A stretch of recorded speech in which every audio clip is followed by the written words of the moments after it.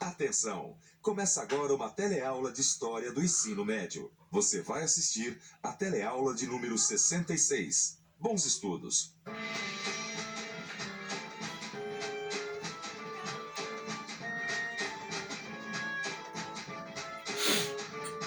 Você já deve ter ouvido falar na Guerra Fria.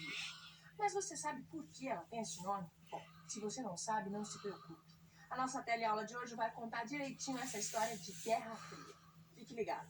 Na teleaula de hoje, a gente vai ver que depois da Segunda Guerra, a Europa perdeu a hegemonia mundial.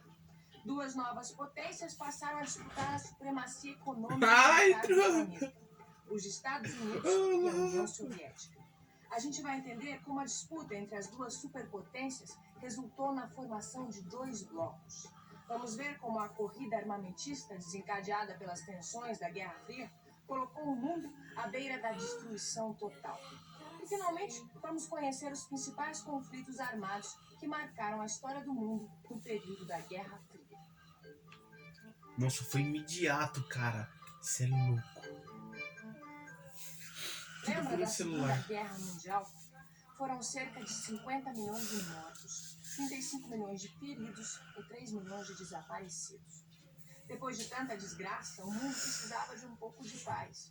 Por isso, logo que a guerra acabou, as principais potências vencedoras se reuniram para criar uma organização que evitasse um novo conflito mundial. A Organização das Nações Unidas, a famosa ONU. Oi, gente. Estou aqui em Nova York. Fiz questão de visitar o prédio da ONU. Afinal de contas, a ONU foi criada para defender os direitos do homem, para manter a paz mundial, a igualdade de direitos para todos os povos e para resolver os problemas que afligem a humanidade. Me diz uma coisa, você já ouviu falar na ONU, a Organização das Nações Unidas? Já ouvi falar. Já ouvi falar na ONU. O que você ouviu falar da ONU? A ONU já ouvi, a Organização das Nações Unidas, né, referente a tudo que se passa pelo mundo. A ONU que eu sei é a Organização Internacional. Mas pouca gente sabe que a ONU desempenhou um papel importante na descolonização dos países da Ásia e da África. Pouco a pouco, os impérios coloniais europeus foram se desfazendo. Isso resultou na formação de novos estados que passaram a integrar a ONU. Oásis, deserto, Deveria evitar geyser, conflitos armados entre os países, mas a rivalidade entre os glaciar, Estados Unidos e a União Soviética no pós-guerra vulcão, colocou globo, a ação da ONU testemunho, num plano secundário. A maior parte dos platô, conflitos foram cânion, resolvidos através de enfrentamentos armados. Esses enfrentamentos armados começaram poucos anos depois do fim da Segunda Guerra Mundial. estreito, 1947. dique, No final da Segunda caverna, Guerra Mundial, os chineses estavam divididos em dois nela, grupos, golfo, os nacionalistas e os comunistas. São esses dois grupos que entram em guerra em 1947. Os nacionalistas, liderados por Chiang Kai-shek, recebem apoio da burguesia chinesa e contam com o auxílio dos Estados Unidos. Os comunistas, liderados por Mao Tse-tung e Zhou Enlai, defendem a reforma agrária e o socialismo. São apoiados pela União Soviética. Apesar do apoio norte-americano, os nacionalistas perdem terreno rapidamente. 1º de outubro de 1949. Mao Tse-tung proclama a República Popular da China em Pequim. A China rompe relações com os Estados Unidos e se alia à União Soviética. Estados Unidos de um lado, União Soviética, que já não existe mais, do outro. Os dois grandes vencedores da Segunda Guerra. As duas superpotências do pós-guerra. Os dois grandes inimigos da Guerra Fria. Logo após a guerra, começou uma nova disputa imperialista entre as superpotências vencedoras, Estados Unidos e União Soviética. Os dois grandes rivais nunca se enfrentaram diretamente. Por isso, essa disputa ficou conhecida como a Guerra Fria. O que estava em jogo era o controle econômico e militar do mundo. A União Soviética impôs a sua hegemonia sobre os países do leste europeu. Governos pró-soviéticos foram estabelecidos na Hungria, Tchecoslováquia, Romênia, Bulgária, Albânia e Alemanha Oriental. A economia socialista e o regime de partido único predominaram nos países sob hegemonia soviética. Os Estados Unidos assumiram a liderança do mundo capitalista e impuseram a sua hegemonia sobre a América Latina, a Europa capitalista e o Japão. Esses dois blocos, liderados pelas superpotências, formaram alianças militares. A OTAN, que significa Organização do Tratado do Atlântico Norte, reuniu os aliados dos Estados Unidos. O Pacto de Varsóvia reuniu os países sob influência soviética. As potências procuraram manter a hegemonia sobre as suas áreas de influência a qualquer custo. Isso motivou a intervenção de tropas soviéticas na Hungria, em 1956, e na antiga Tchecoslováquia, em 1968, quando esses países tentaram se afastar da tutela soviética. O governo norte-americano interveio na China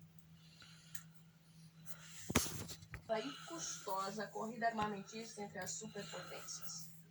O poder destrutivo das armas nucleares, químicas e biológicas capazes de destruir a humanidade impediu um confronto direto. Apesar disso, soviéticos e norte-americanos se enfrentaram indiretamente através de seus aliados em diferentes regiões ao longo de vários anos. Junho de 1950. Estoura a Guerra da Coreia. Até 1945, a Península da Coreia tinha estado sob ocupação japonesa. Após a derrota do Japão, a União Soviética ocupou militarmente o norte da península. Enquanto isso, tropas norte-americanas ocuparam o sul. Os governos das superpotências não permitiram a reunificação da península. Quando começa a guerra, os Estados Unidos enviam tropas para apoiar a Coreia do Sul. A China envia tropas para auxiliar a Coreia do Norte. A guerra termina depois de 3 anos de sangrentos combates. 1962. O governo norte-americano começa a apoiar militarmente o Vietnã do Sul na guerra contra o Vietnã do Norte. O governo do Norte recebe material de guerra da China e da União Soviética. Em 1963, há pouco mais de 15 mil soldados norte-americanos na região. Em 2 anos, o número de soldados salta para mais de 500 mil. A intervenção militar norte-americana no Vietnã provoca uma das guerras mais desumanas e mais caras do nosso tempo. Em 1972, após sofrer duras perdas humanas e materiais e enfrentando a crescente reação da população norte-americana contra a participação no conflito, os Estados Unidos começam a retirar suas tropas do Vietnã. Maio de 1948. Após a Segunda Guerra Mundial, a ONU patrocina a criação do Estado de Israel na Palestina. Imediatamente, os estados da Liga Árabe, formada pelo Egito, Líbano, Arábia Saudita, Jordânia e Iraque, se negam a reconhecer a existência do Estado de Israel. Explode a guerra entre árabes e israelitas. O exército de Israel consegue resistir aos ataques. Em fevereiro de 1949, a ONU impõe um armistício. Centenas de milhares de judeus de todo o mundo imigram para o novo Estado de Israel. No final de 1956, numerosos incidentes entre israelitas e árabes resultam numa nova guerra. Em 1967, após um violento ataque a seus vizinhos árabes, Israel ocupa a península de Sinai, a faixa de Gaza e a Cisjordânia. A ONU consegue impor um cessar-fogo, mas a paz parece nunca chegar a essa região. Janeiro de 1959. O governo pró-norte-americano de Fulgêncio Batista é deposto pela guerrilha liderada por Fidel Castro. O movimento revolucionário cubano pretende acabar com a dominação neocolonialista dos Estados Unidos em Cuba e, ao mesmo tempo, introduzir mudanças na sociedade. Em 1960, o governo norte-americano retira seu apoio ao movimento revolucionário cubano. Nesse mesmo ano, Castro inicia a implantação do regime socialista, afastando-se dos Estados Unidos e aproximando-se da União Soviética, que fornece apoio militar à revolução.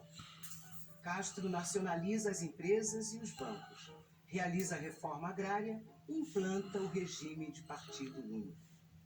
Entre os conflitos do pós-guerra estão as lutas pela independência das colônias portuguesas. A independência independência das colônias portuguesas na África coincidiu com o fim da ditadura de Antônio Salazar. A Revolução dos Cravos garantiu a vitória dos movimentos pela libertação nacional, presentes nas colônias portuguesas na África desde 1950. Em Guiné-Bissau, o movimento pela independência começou em 1956. A independência só foi reconhecida por Portugal em 1974. A luta pela emancipação em Moçambique teve início em 1960. Portugal reconheceu a independência em 1975.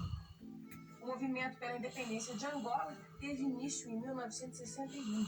Portugal só reconheceu a independência angolana em 1975.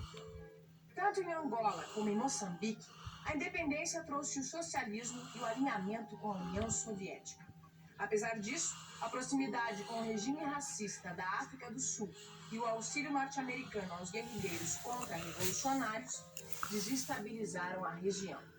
A maior parte da energia dos governos revolucionários de Angola e Moçambique foram gastas contra grupos terroristas financiados pelos Estados Unidos e pela África do Sul.